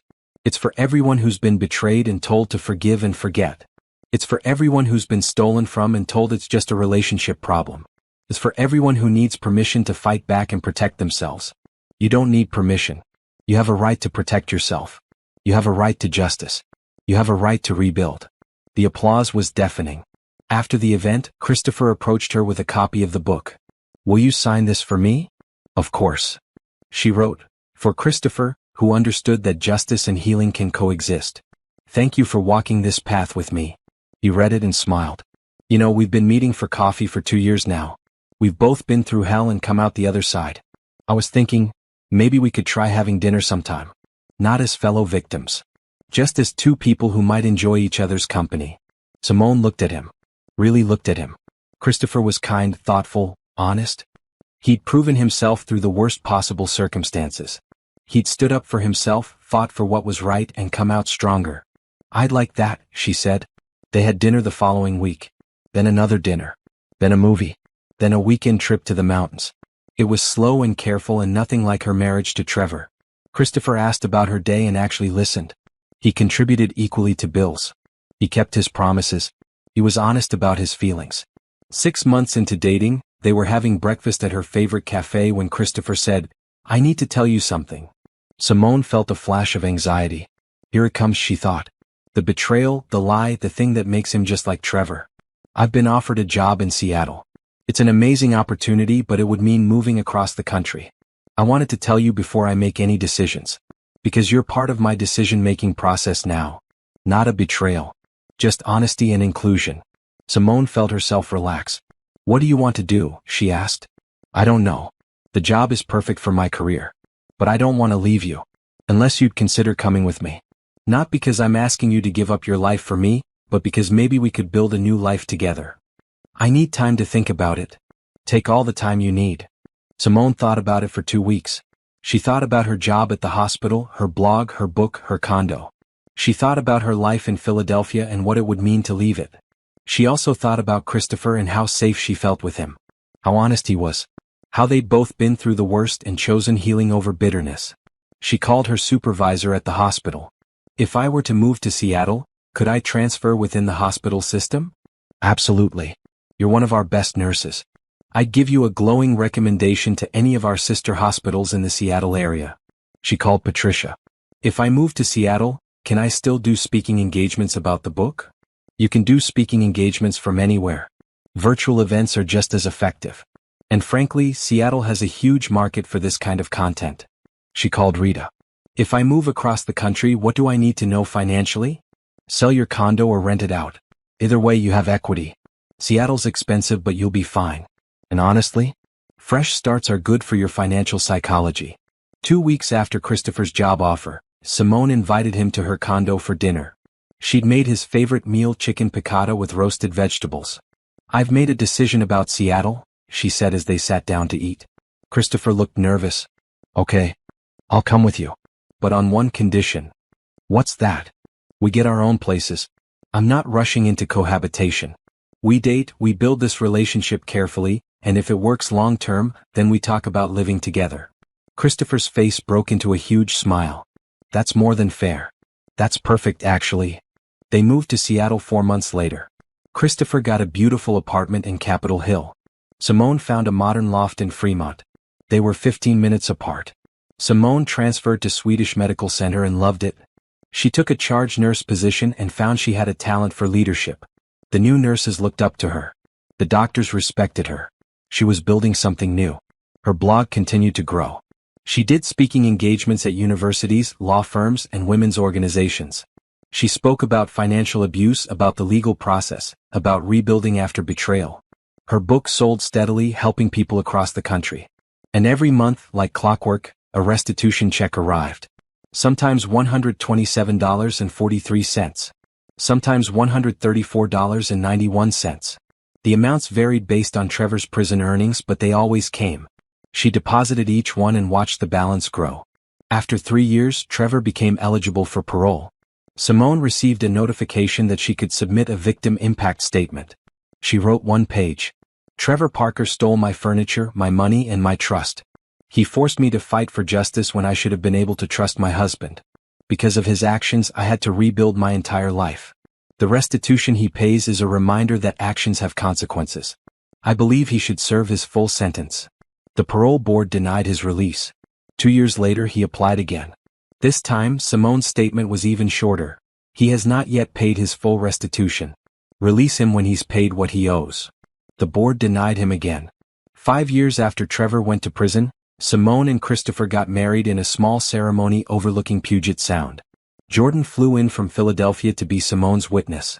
Patricia sent flowers and a card, to the woman who fought back and won.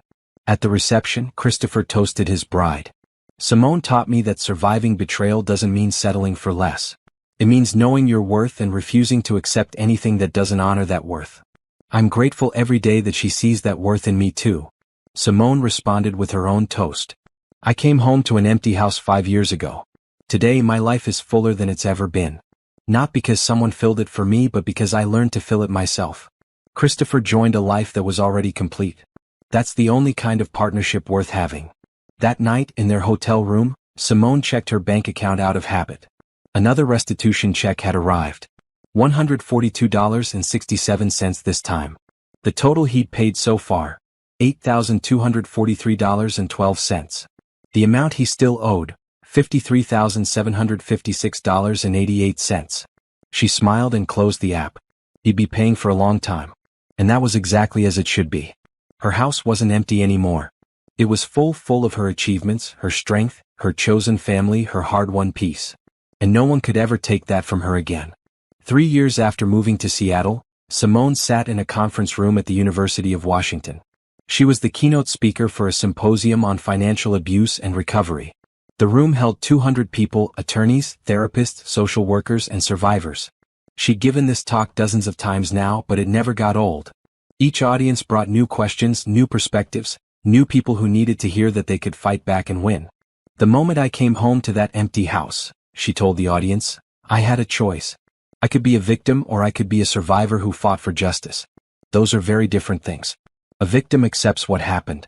A survivor documents it, reports it, and refuses to let it define their future. After the talk, a young woman approached her during the reception. She looked to be in her late 20s with red-rimmed eyes and nervous hands. Miss Parker, I need help. My boyfriend cleaned out our apartment last week while I was at work. He took everything furniture I bought, my laptop, even my grandmother's jewelry. The police said it's a civil matter because we live together. I don't know what to do. Simone listened to the familiar story.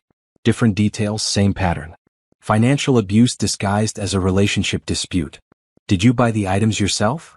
Yes, all of it. He never had a job the whole time we lived together. Do you have receipts? Some. Maybe not all. Bank statements showing your purchases? Yes. Simone pulled out a business card. This is an attorney in Seattle who specializes in these cases. Call her tomorrow and tell her I sent you. Document everything you can remember. If you have photos of the apartment with the furniture in them, send those. The police might say it's civil, but if you can prove ownership and show he removed your property without consent, it could be criminal theft. The woman took the card with shaking hands. You really think I can get my stuff back? I know you can. But it requires you to fight for yourself. No one else is going to do it for you. Watching the woman walk away with new determination reminded Simone of why she'd started this work. She turned her pain into purpose. Her trauma into a toolkit for others. The blog had evolved into a full website now, rebuildingafterbetrayal.com. It had resources, template documents, attorney directories organized by state, a forum where survivors could connect. Simone had hired 2 part-time moderators to help manage it all while she continued working as a charge nurse at Swedish Medical Center. The book had led to a second book, this one focused specifically on the legal aspects of fighting back against theft in relationships. Patricia had co-authored it, contributing legal templates and state-by-state guides to reporting domestic theft. Between the website, the books, the speaking engagements, and her nursing career, Simone had built something meaningful. She wasn't just surviving. She was thriving. Christopher understood and supported it all. He'd gone back to school and earned his MBA. He worked as a senior software engineer at Microsoft now, but his real passion was volunteering with an organization that helped men process divorce and betrayal. He taught workshops on emotional recovery and healthy relationship patterns. They'd been married for 3 years and still maintained separate finances. It wasn't about mistrust, it was about maintaining the independence they'd both learned was essential. They split shared expenses equally. They consulted each other on major purchases. But Simone's money was hers and Christopher's was his. It worked beautifully. One evening in October, 7 years after Trevor had cleaned out her house, Simone received an email notification. It was from the State Corrections Department. Trevor was being released on parole. She read the notification twice. 7 years. He'd served his full sentence minus time for good behavior. He was getting out. The email included his parole conditions: 5 years of supervised release, continued restitution payments garnished from any employment, mandatory therapy for financial abuse, no contact with Simone or anyone connected to her case. Simone felt nothing. Not anger. Not fear. Not even satisfaction. Just a mild interest in the fact that this chapter of his life was changing. She showed the email to Christopher over dinner. "How do you feel about this?" he asked. "I don't know. Indifferent, I guess." He served his time. He's still paying restitution. Looks like he still owes $41,000. I hope he's learned something, but honestly it doesn't matter to me either way. He's not part of my life anymore. Do you think he'll try to contact you? He'd violate parole if he did. I don't think he's that stupid. But if he does, I'll report it and he goes back to prison. Simple. That weekend, Simone was invited to speak at a women's empowerment conference in Portland. The theme was turning pain into power. She'd been asked to share her story and discuss how she'd built a career around helping others. Standing on that stage, looking out at 500 women, Simone felt the weight of how far she'd come. 7 years ago, she'd been sleeping on an air mattress in an empty house, documenting evidence and trying not to fall apart. Now she was a published author, a sought-after speaker, a charge nurse, a wife, and a resource for thousands of people navigating similar betrayals. The furniture Trevor stole was replaceable, she told the audience. The money was recoverable. But what wasn't replaceable was my sense of safety and trust. I had to rebuild that from scratch. And I did it by refusing to let his choices define my future. I chose to fight back legally, to protect myself financially, and to rebuild emotionally. Every single one of those choices was mine. Trevor took my furniture. I took back my power. The standing ovation lasted 3 minutes. After the conference, Simone drove back to Seattle and met Christopher for dinner at their favorite restaurant, a small Italian place in Ballard where they'd had their first date in Seattle. "I have something to tell you," Christopher said as they waited for their appetizers. Simone felt a familiar flutter of anxiety. Years of rebuilding trust hadn't completely erased the reflex. "My company is opening a new division focused on AI ethics and safety. They want me to lead it. It's a promotion, a significant raise, and it would mean I'm working from home 3 days a week." "Christopher, that's amazing. Why do you look nervous telling me?" "Because it means I'd be around a lot more. And I know we value our independence. I don't want you to feel like I'm encroaching on your space or your routine." Simone reached across the table and took his hand. "You're not Trevor. You supporting me from home is different than Trevor mooching off me for years. I trust you. Take the job." His relief was visible. "I already accepted it. I just wanted to make sure you were okay with it." "More than okay. I'm proud of you." They celebrated with expensive wine and too much pasta. Walking back to Christopher's car, Simone's phone buzzed with an email. It was from the Victim Restitution Office. Another payment had been processed, $156.23. Total paid to date, $21,156.23. Total still owed, $40,843.77. At this rate, Trevor would be paying her for another 20 years. "He's still paying," Simone said, showing Christopher the notification. "Good. He should pay for the rest of his life." A month later, Simone received a LinkedIn message from a woman named Rachel Torres. "Miss Parker, I read your book 2 years ago when my husband stole from me and left. I followed your advice, pressed charges, and won my case. I just wanted to thank you. Because of you, I fought back instead of just accepting it. Now I'm starting my own financial coaching business for women recovering from financial abuse.